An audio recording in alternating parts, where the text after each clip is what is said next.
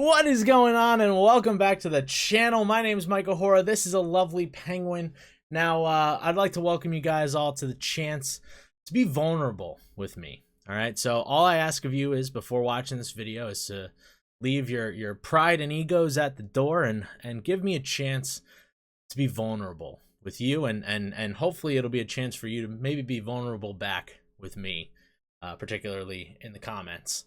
But yeah, today I wanted to talk about relationships. And before we dive into it, I do want to just kind of give you a little rundown of what to expect in the video here. Just so if you want to skip around, you'll have an idea of what's going on here. So first and foremost, I'm going to explain my personal relationship with relationships and what that's a little bit like. Just a quick little dabble, just so you know who I am, what I'm talking about, why I think I know what I'm talking about, and all that kind of stuff.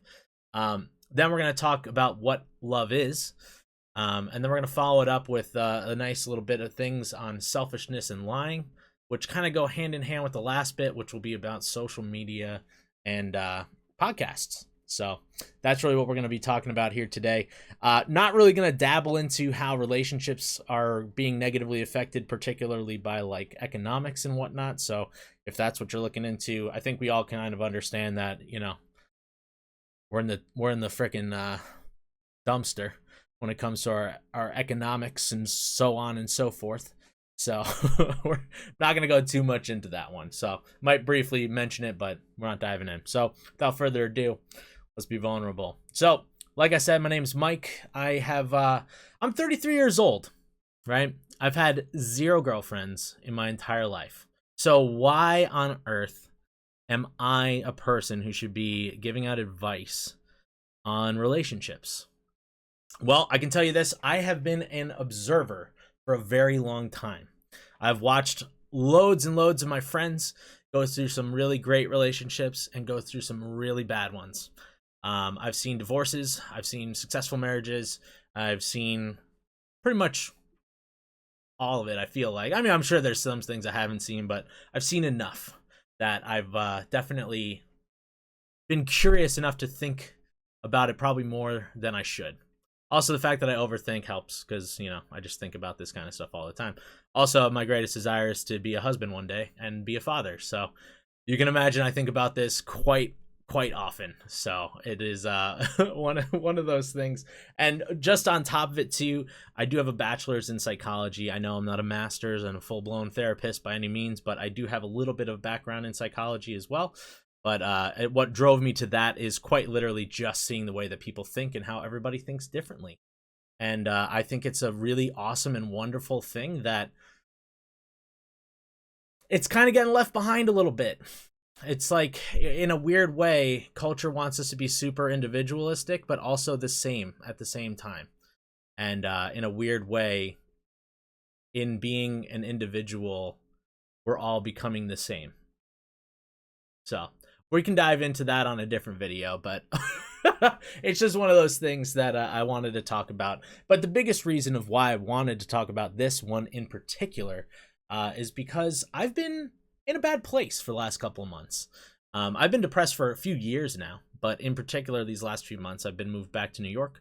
I was living in Los Angeles for the last 6 years, and the movie industry is kind of failing on us, and there's not enough work, and I don't have money.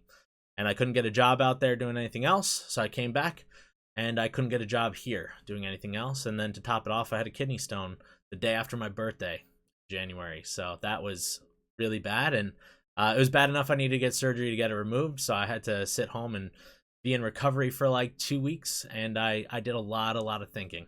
And that's honestly where the inspiration for this video comes from. So that's kind of why I think this would be a good thing. I was watching a lot of media, you know, watching different shows, watching TikToks and Instagram Reels, and just seeing a lot of posts and stuff. And I've been seeing so much more of these men versus women, the he said, she said thing, which also in hindsight, I'm just realizing now I didn't say that we were going to, this is another one of the topics we're going to talk about. I forgot to say at the beginning, so sorry about that. But yeah, there's this really big discussion online of, well, if he doesn't do this for you, then it's a red flag. Or if he does these things, it's a red flag. If she does these things, it's a red flag. If she's not willing to bring this to the table, then she's not good enough. Like, all these kind of discussions, which quite literally bring us further and further away from having a positive relationship, because it's all bad advice. It's really, really not great. We're going to dive into that a little bit more down at the end, but I did want to talk quite literally about this weird lack of empathy that we have for each other. Now, obviously, I'm a guy, right? And it's easy to look at things from the guy's point of view, but I've been trying my best to be as open-minded and think about it from the woman's perspective too. Now, when you look at a lot of these arguments and such online, you'll see that sometimes some of the guys will say things that, they're inherently true.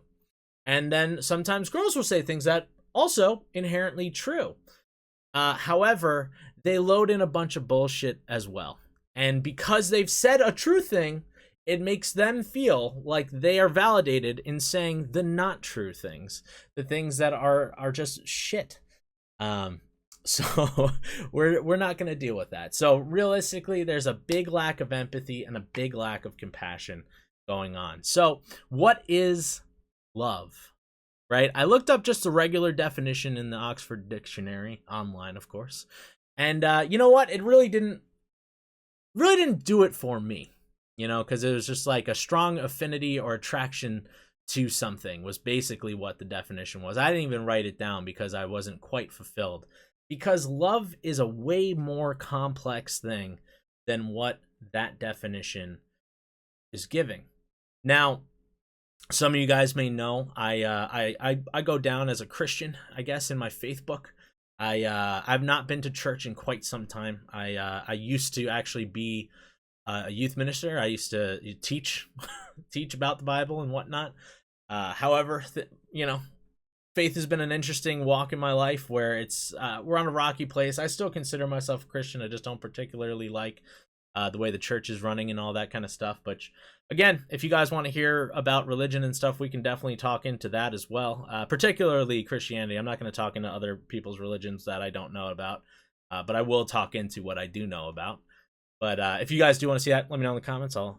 We can make another video for that. But one of the things that I've held strong onto is actually the way that the Bible describes what love is. And honestly, I don't think you necessarily have to be a Christian in order to hear this definition of what it is and understand that it's inherently true, right? So this one, it's actually pulled from 1 Corinthians 13, verses 4 through 8.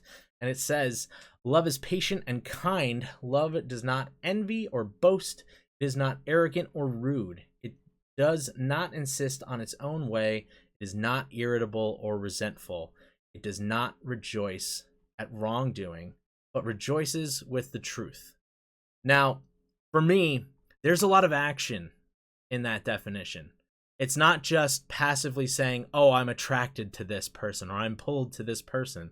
Because if that's the only thing that's going to attract you to your significant other, then your relationship is bound to fail.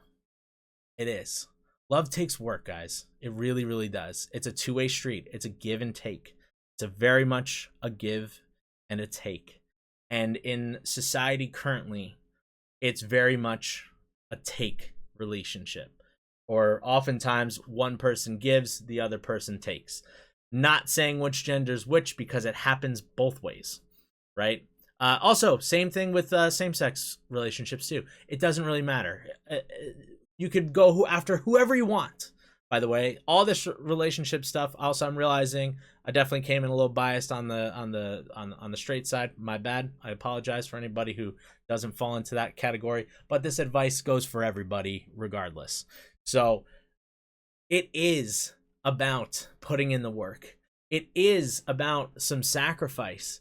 It's you're not supposed to hold resentments, hold things against your partner and stuff. You guys are supposed to be a team. You're supposed to be working together, right? And oftentimes when one bad things happen in a relationship, it's over. Now, obviously, if you're pretty early on into your relationship, like you're only been dating a couple of months or whatever, yeah, you see some red flags, get out of there, right? But if you found somebody that you like and you've dedicated some time to that person and you think, yeah, this is the person I want to be with, then it's going to take work. You're going to have to make sacrifices. They're going to have to make sacrifices. It's got to be equal. It can't be one-sided, right? Now, kind of moving on to the selfishness and the lying. I was just thinking about it, and in fairness too, I don't actually remember where this thought came from. I'm pretty sure I heard somebody talking about this somewhere, and they just pointed out the fact that lying and cheating are often glorified in our media. And I'm talking movies, I'm talking TV shows, hell, even in politics, whatever. Places where people look up to you, oftentimes we find cheaters, and they might get a little scolding, but then they're back, and then everything's fine, and it's whatever. Now, of course, there should be a little bit of forgiveness, but when it comes to the way that they portray relationship stuff, this is quite literally terrible. People get cheated on in these movies all the time, in these TV shows all the time. And there's like, oh, well, that just wasn't the right person for them. No, don't do that. Don't do that. Don't cheat. Like, listen, like I said before, sometimes you're just not with the right person, and that's okay. That's A-OK, right? Absolutely all right to leave them. However, don't cheat. Don't lie to them. Break up. Be a little brave, make the tough choice. Again, love is not easy. And even just being able to reject somebody in a kind way is another way of showing them a little bit of love. Because it is so hurtful and damaging to have somebody cheat on you, have somebody ghost you. It sucks. It's not the way we're supposed to treat each other. And I hope, I don't even know who I'm talking to right now, but I hope that you know that you're worth more than that. You are. You really, really are. You don't deserve to be treated like that. When I look back on all the dates that I've been on a lot of dates. No one's really made it past 2 dates with me or 3 dates with me. Most of the time, it's their choice, not mine. A couple times it was my choice, of course, but for the most part, I see you as a friend, or the majority of the time, it's ghosting. I just don't hear from it anymore, and it hurts.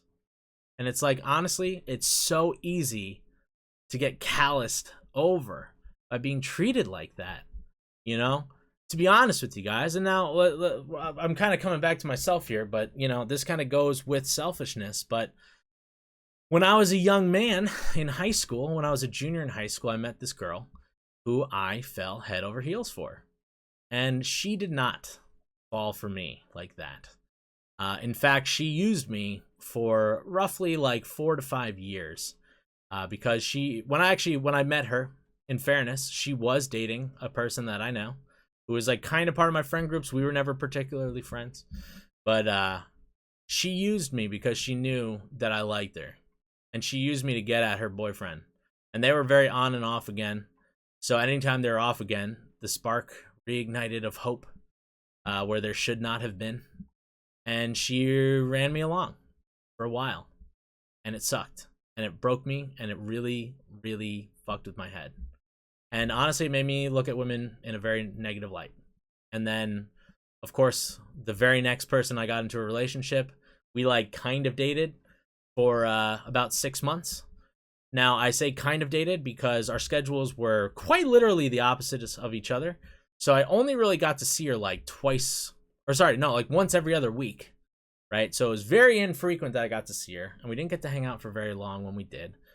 But I thought things were going really well. I really did. I thought things were going fantastically.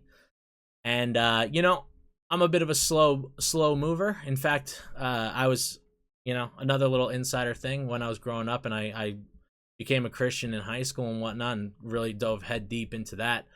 I made the choice not to date. I fell into the toxic Christian culture of dating.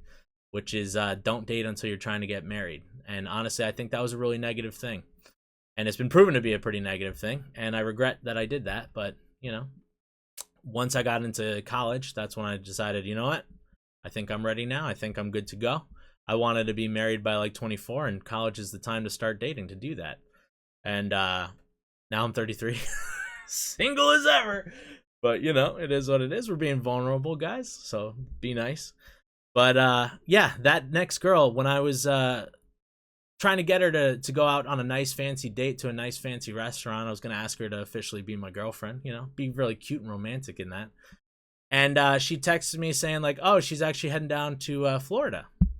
And it's kind of in a joking way. I said, oh, business or pleasure? And she said, well, pleasure. And I was like, oh, sick. Like, what are you doing? And then she said, oh, I'm going to see my boyfriend. My boyfriend. And then I said, well, what the fuck have we been doing? And she's like, what do you mean? And she proceeded to gaslight me and say that we were not a thing, which I'm not going to go into details, but we were, being innocently romantic with each other, very much on the innocent side. Mind you, still very, very, very Christian at that point, where I was not trying to, get in bed with anybody at that point. And yeah, that was my second girl that I really tried to go after. And then following that has been all mainly getting ghosted, and then the few times where I get told that I'd be a better friend, or I was the one who said, hey, I'm so sorry, I'm not interested. And most of the time when I do say that, it's pretty much mutual. So no one really came out of those hurt, which is nice. So with all that being said, with the way that media portrays relationships and stuff, and the way that we as the collective people, society, takes in all these things, and then we have these kind of experiences and such, we become jaded. We put up walls. We make it harder to get closer to us. We make it harder to be in a relationship with us. And then we go, well, why can't I find any good ladies? Why can't I find any good guys? It's because we've built ourselves into a cocoon that no one can penetrate, right? So, mind you, I'm doing my best to be self-aware of myself, because, yeah, I definitely have a hard time with trust, as you can imagine. And it's a thing that I work on constantly. And, I try to be, when I am like taking a girl on a date, particularly like second date into third dates and whatever, I'll try to be a little bit more open about trust and how, I do struggle a bit with it. I'm working on it pretty good. But it is a thing, and it affects all of us. So realistically, I want you guys to take a second and just kind of look into your own selves, right? Introspection is a beautiful, beautiful thing that is also missing currently from society. And take a second, look inward, and see, maybe you have some hurt you haven't dealt with. Maybe somebody was bad to you in the past. Maybe you were bad to somebody else in the past. I will say, in a weird way, I can't say I would never be a bad boyfriend or anything like that, just because I've never gotten to that point. But at the same time, I've never experienced being that. So that's one subject I can't really talk into, but I know that can mess you up too, right? And at the end of the day, whether you play the victim or you're the abuser, also I didn't mean to say play the victim, but whether you are the victim or you're the abuser, you still need to look inward if you want to have a successful relationship, right? So the last thing I wanted to bring up is the social media, the podcasts, because those guys, first off, forgive my language, but fuck all of those relationship podcasts, relationship TikTokers, Instagrammers, whatever. And when I say all of them, I mean the ones giving the bad advice. Of course, I'm sure there's a few that are giving out good advice, but as a society, collectively, we love to push these idiots up forward and to the front, who have the loudest voices, who say the dumbest things, aka like the easiest example, Andrew Tate. where he spews out some vulgar bullshit, you know? But he might say one thing or two that was true. And then because he said that one thing or whatever that was true, people think the rest of what he says is, and it's not, right? I mean, they're constantly saying that you need to like talk. Oh man, I'm not even gonna get in on him because he's his own bag of awful. But the amount of relationship podcasts and like, you know, I see these clips and stuff of them quite literally talking about how you should be dating multiple people. I don't think that ever goes well. Honestly, I've always been a very much a one-to-one type person. I think it's a little bit better, but like you got people out here with a roster, people out here who are sleeping around like crazy, which again, I'm not trying to shame anybody. I have a decently high body count myself when I kind of dropped away from the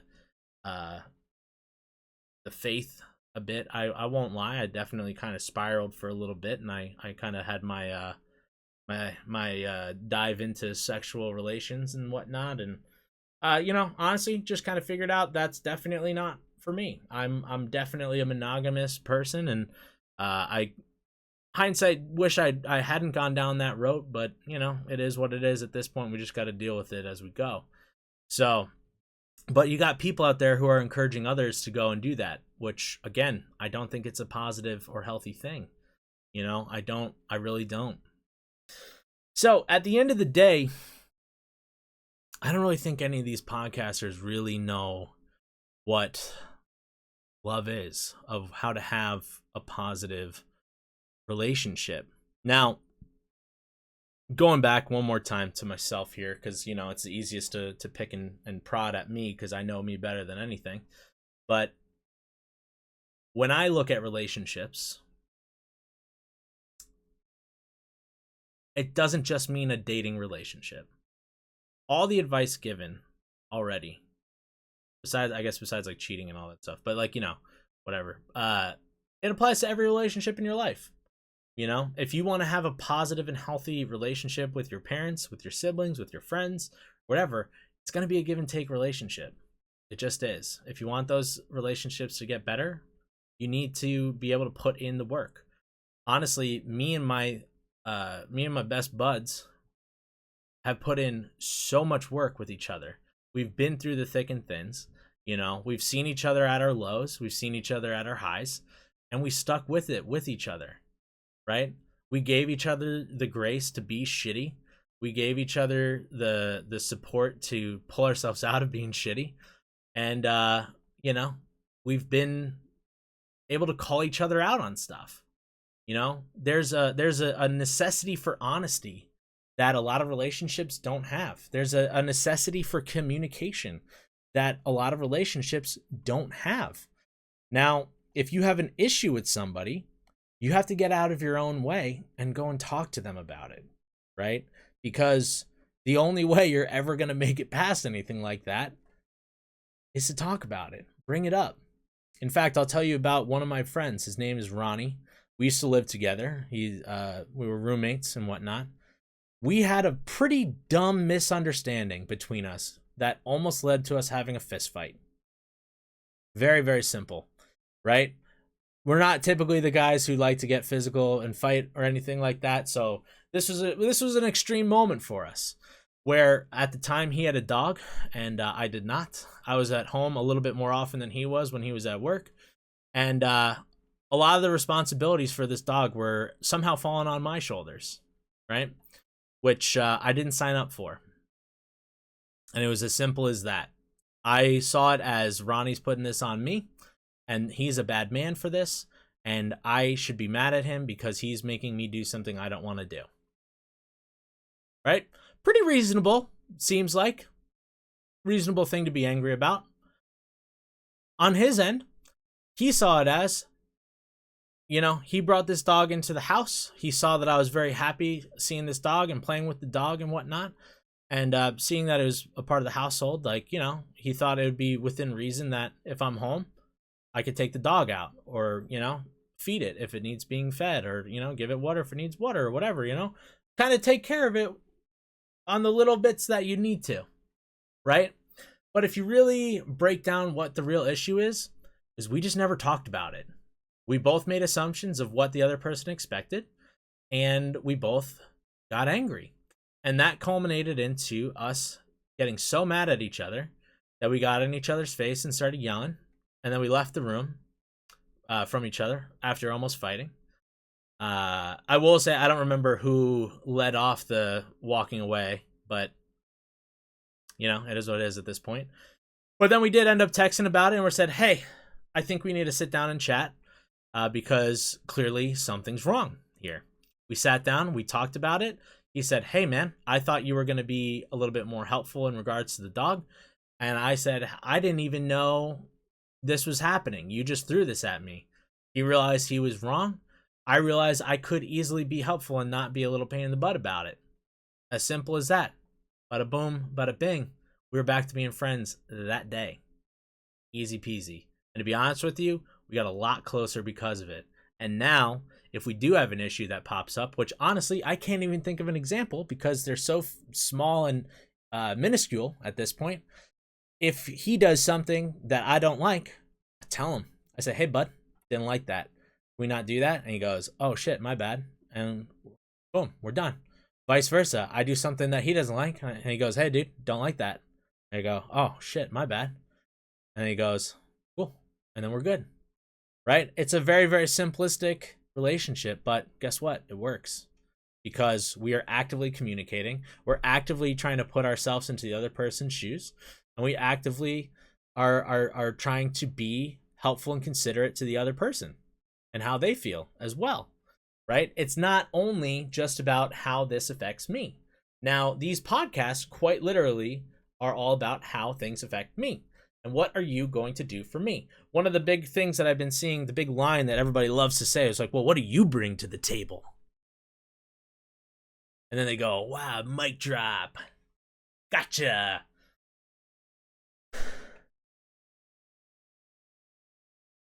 The fuck does that mean, dude?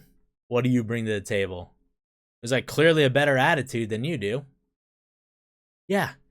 You know, I will say this. Love is an incredibly complex thing, especially to explain in bullet points of what do you bring to the table. Love, care, and support, you know, a positive environment for you to come home to be with when you guys, because let's be real, both of you are working at this point. It's like, unless you're super rich, like you're not having a stay-at-home person. So when you both get home from work, it's like, guess what? Both of you guys might have had a bad day. You know, both of you guys are breadwinning. Both of you are bringing in money. One might be bringing in more than the other, but who fucking cares? At the end of the day, you're in it together, guys. You're a team. And when a team doesn't work together, it falls apart. What sports teams can you think of that don't work together and are successful? None. Literally none. So why should it be any different in relationships? Now I will say I feel like I probably should have dove a little bit more in detail into these podcasts, but I just wanted to kind of go over the general idea, the selfishness, the lying, the narcissism, and yeah, I guess that's really the ones that I'm thinking of right there. Those things are all incredibly negative. They're toxic. They're bad. But yet, somehow, we keep pushing the people who are pushing those things into our lives up. And we don't listen to the things about how we need to work on ourselves. And you guys know why? It's way easier to be selfish. It's way easier to be narcissistic. I know you guys are going to say, I'm not a narcissist or whatever. I'm more talking about having narcissistic tendencies. And honestly, with social media, I feel like it's almost impossible not to. And I say that because my goal of this whole YouTube channel, the goal of pretty much all my social media stuff is, one, to be funny, obviously. But I do want to help people. I do want to make an impact on people's lives. And in doing that, it is inherently a bit narcissistic, because who am I to think that I know better than you sitting at home watching? But at the same time, like I said, I do think I have a couple of things that have brought me to a place where I've thought about this so in depth that it's hard to sit and watch. So I feel like I have to yap a little bit about it, you know? So I don't really know. I hope that you guys got something out of this. Hopefully you guys can relate to this. If you have any issues with any of the things that I talked about, let me know in the comments down below. I'd love to think about it and speak about it. Honestly, if you guys have different thoughts on things and stuff too, I do love that. I am not against being told that I'm wrong. Of course, do it in a respectful way. If you come into my comments section saying like, yo, you're a fucking moron, I guarantee you I'm not going to say anything nice back to you. But if you say, hey man, I heard your point on this, I kind of think about it like this. Well, and like I think this might be a little bit more what society thinks, or yada yada, or like maybe this is more true or whatever. And then I go, oh, I never actually thought of it like that. Interesting take. Let me think about it a little bit. We'll come back and we'll chat a little bit about it. You know, like it's a good back and forth. I love that. So again, thank you guys for having the chance to be vulnerable. Even if you guys want to share some of your own relationships, experiences and whatnot, and things you might have learned in particular. If you're going to share an experience, I would love to hear what you actually learned from that experience, and how you can kind of turn it into a more positive for the future. And then the very, very last thing that I'll say, which I know I've been rambling on for quite some time. This is longer than I wanted it to be. But as somebody who hasn't been in a relationship forever and all that kind of stuff, and I'm horrifyingly lonely and depressed and all that kind of stuff too, it feels so hard to even say this, but do your best not to lose hope. Because at the end of the day, it's really all we got left. Because if you don't have hope, then what's the point? I know that's kind of dark and bleak, but it's kind of where I'm at personally. I do think I will find somebody, but there also are the voices in my head and in the depression mind that say you're going to be alone forever. You're going to die alone. And I have to actively think and fight against that thought. And I say that because I know there's a lot of people out there who are in the same boat. A lot of people who don't have money, don't have a job, don't have any prospects in there. Dating apps are bullshit. I didn't even get into dating apps. But yeah, I just know there's a lot of negativity right now with relationship stuff. And I just want you to know you're not alone. Be encouraged. You will find somebody. I will find somebody. And yeah, even if you don't, it's worth looking into yourself to try to better yourself. And the more that you can be introspective and try to be a person who understands and is compassionate and empathetic, the more likely I think you will find somebody. And I will say this, that is very much not a fact, because I don't know it to be absolutely true. I just believe it myself. And I hope you do too. So again, thank you for being vulnerable with me. I really hope you guys enjoyed this. I have so many ideas of videos I want to make, but if you guys have videos, I'm kind of going to do a series on being vulnerable. So if you guys want to chat about anything, let me know. And yeah, I love you all. Stay aggressively positive. And also, if you could support my channel too, like I said, I am broke. I am broke. I do have a playlist. I'll link it down below. It's the Help Pay My Bills playlist I made. It's got all my videos in there that are not copyright claimed, so they will make me a little bit of money if you just watch them.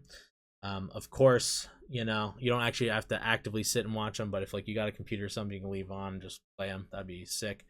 Or watch them. There's like 270 videos in there. Even some music reactions, which I was surprised about, which I'm pretty sure got claimed and then got unclaimed for some reason. So go ahead and check that out. And again, I love you all. Stay aggressively positive. Catch you on the next one. Love you. Bye. Mwah!